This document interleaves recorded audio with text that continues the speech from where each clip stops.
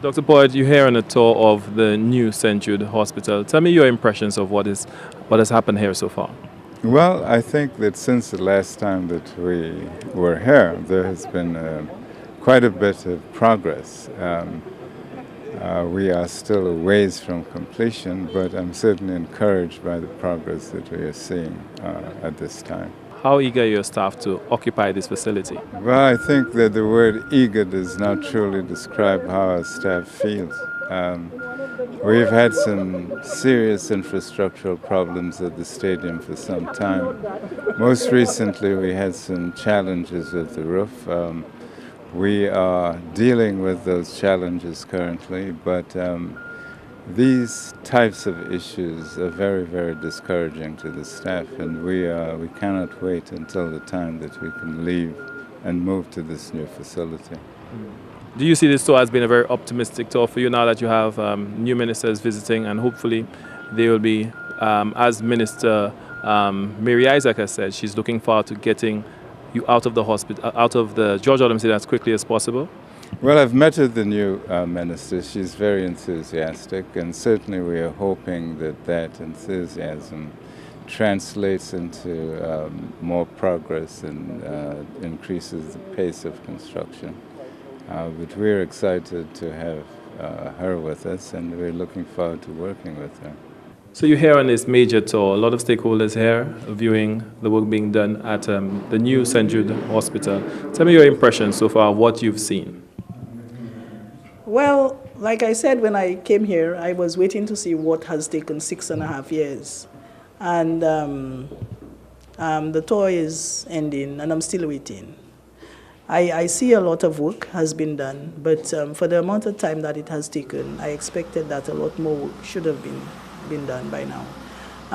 We're just in the area of the morgue, and there is also an ambulance facility, which is done by the Mexican government. And I was told that these two buildings, these two facilities started in January, and they will be delivering that to us, equipped, fully equipped, and ready to go by December. They had already agreed to deliver it in June, July. But because our own schedule is not on time, they've had to push it back to December. So that is just to say that my expectations are not too high in terms of expecting to see more, given the time that we are looking at, the timeline that we are looking at. But let us hope that by December of this year, we will be getting the project. I see everybody on the project is very enthusiastic. We were given a very, very good tour, a very thorough tour, and that I appreciate very much. Like I said, a lot of work has been done, but it's just that for the time that we are talking about, I expected the facility to be closer to completion than what I am seeing right now.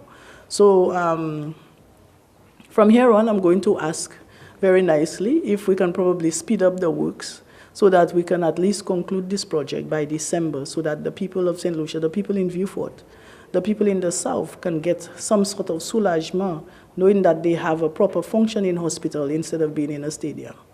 I know you have a meeting next with high-level officials as well. Looking, I guess, probably at financing, looking at other issues. Could you tell me probably some of what you think you might be going into this meeting? Well, I am expecting an explanation in terms of when the project started, what has kept the project back so much, where we are in terms of financing, and you know, to find out exactly when we are going to be getting this hospital. This is what I'm really expecting to come out of this meeting.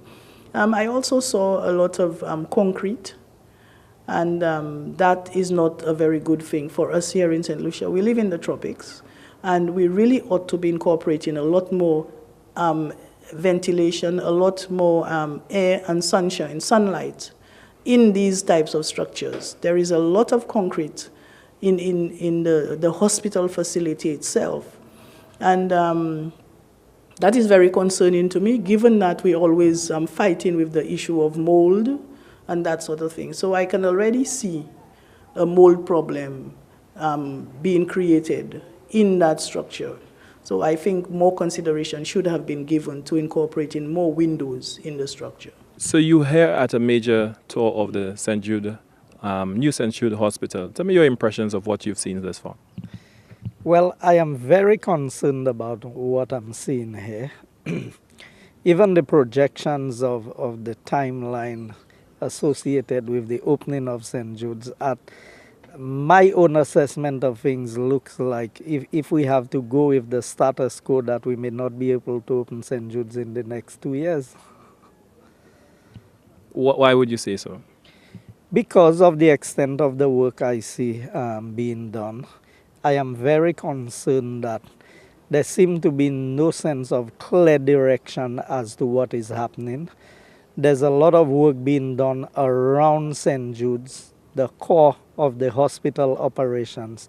But the hospital itself, the level of attention that should be paid to it has not been paid. And it is of great concern to me that it seemed to be that this project was just evolving on a daily basis. It did not look like a project that there was the level of planning, the level of structure and organization.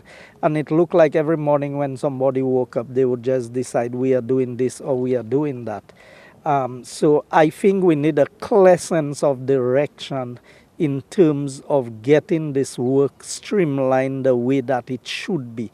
And I think our donor agencies we are very appreciative of what they have done and the level of support they have given to this project at St. Jude's. But I think it is the responsibility of government to manage this project a lot better than it has been managed.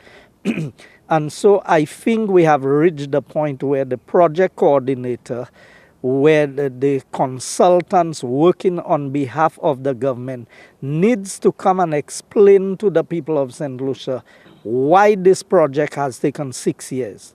Why have we seen so many other buildings being built around the core of the hospital, while the hospital, the buildings that are needed for the operations of the hospital is incomplete after 6 years. And the resources spent around St. Jude's could have completed that hospital and have it operational. So it means that between the Minister of Health and myself, we have some tough decisions to make moving forward in terms of getting this hospital on stream to be operational. It looks like a rudderless ship at this point in time, where there seems to be no clear direction as to where they are going with this facility. When I look at the finishing works, when I assess the report that was sent to me, and some of the works are less than 20% complete as we speak.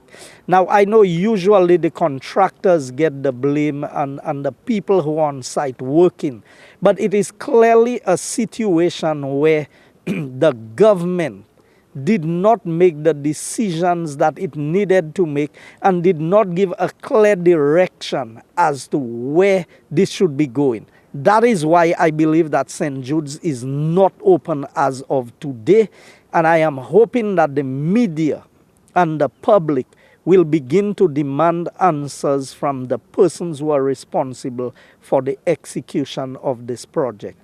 It is my intention that there should be a press conference where people can explain where St. Jude's is at and why it is where it is today. Will you be calling for such a convening of a press conference? I intend, as soon as I have gathered all of the information that I need to gather, that I am going to call a press conference to give further clarification on where we are financially, whether we have sufficient financing in place to be able to complete this facility, and if the financing is not in place, what we can do to see to it that this hospital becomes operational.